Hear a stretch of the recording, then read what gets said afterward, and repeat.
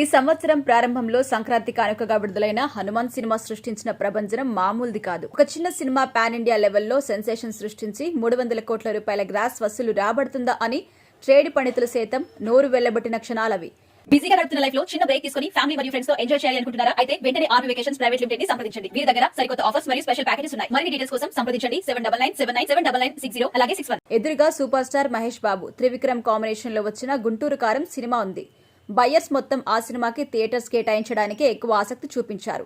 హైదరాబాద్ వంటి ప్రాంతాల్లో RTC cross road వంటి సెంటర్లో కూడా హనుమాన్ కి మెయిన్ థియేటర్స్ దొరకని పరిస్థితి. అలాంటి రేంజ్ నుండి గుంటూరు కారం సినిమాను కూడా ఆడియన్స్ మర్చిపోయే రేంజ్ లో ఈ సినిమా సునామీని సృష్టించి 300 కోట్ల రూపాయలకు పైగా గ్రాస్ ని రాబట్టింది. ఈ సినిమాతో తేజ సజ్జా పాన్ ఇండియా హీరోగా మారిపోయారు. ఈ సినిమాలో హీరోయిన్ గా నటించిన అమృత అయ్యర్ గురించి ప్రత్యేకించి మాట్లాడుకోవాలి. ఈమె ప్రదీప్ హీరోగా నటించిన 30 రోజుల్లో ప్రేమించడం ఎలా అనే సినిమా ద్వారా ఇండస్ట్రీకి పరిచయమైంది. ఆ తర్వాత హనుమాన్ సినిమాతో పాన్ ఇండియా లెవెల్లో గుర్తింపు కూడా లభించింది. ఈమె ఈ స్థాయిలో గుర్తింపు పొందడానికి కారణం ఖచ్చితంగా హనుమాన్ దర్శకుడు ప్రశాంత్ వర్మ.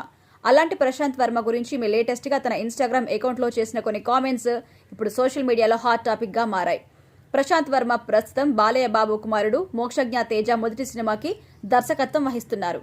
ఈ సినిమాపై నందమూరి ఫ్యాన్స్ కోటి ఆశలు పెట్టుకున్నారు. అయితే ఈ సినిమా దర్శకత్వ బాధ్యతల నుండి ప్రశాంత్ వర్మ తప్పుకున్నాడని, తన అసిస్టెంట్తో సినిమా చేయిస్తున్నాడని, బాలయ్య చేతిలో దెబ్బలు కూడా తిన్నాడు అని ఇలా పలు రకాల పుకార్లు కూడా షికారు చేశాయి. దీనికి సంబంధించిన మీమ్ ని హీరోయిన్ అమృత అయ్యర్ తన ఇన్స్టాగ్రామ్ స్టోరీలో షేర్ చేయడం అందరినీ ఆశ్చర్యానికి గురిచేసింది. ఇది చూసిన తర్వాత ఖచ్చితంగా ఈమెకి ప్రశాంత్ వర్మకి మధ్య ఏదో గొడవ జరిగింది, అందుకే ఆమె ఇలా చేసింది అంటూ సోషల్ మీడియాలో నెటిజన్లు మాట్లాడుకుంటున్నారు. రీసెంట్ గా ఈమె హీరోయిన్ గా నటించిన బచ్చలపల్లి ప్రమోషన్స్ లో కూడా హనుమాన్ గురించి మాట్లాడేందుకు ఇష్టపడలేదు. అప్పట్లో ఆమె హనుమాన్ మూవీ ప్రమోషన్స్ లో కూడా పెద్దగా పాల్గొనలేదు. దీని గురించి ఇంటర్వ్యూలో అడిగితే నేను వేరే మూవీ షూటింగ్ లో ఉండడం వల్ల హనుమాన్ ప్రమోషన్స్ లో పాల్గొనలేదు అని చెప్పుకొచ్చింది.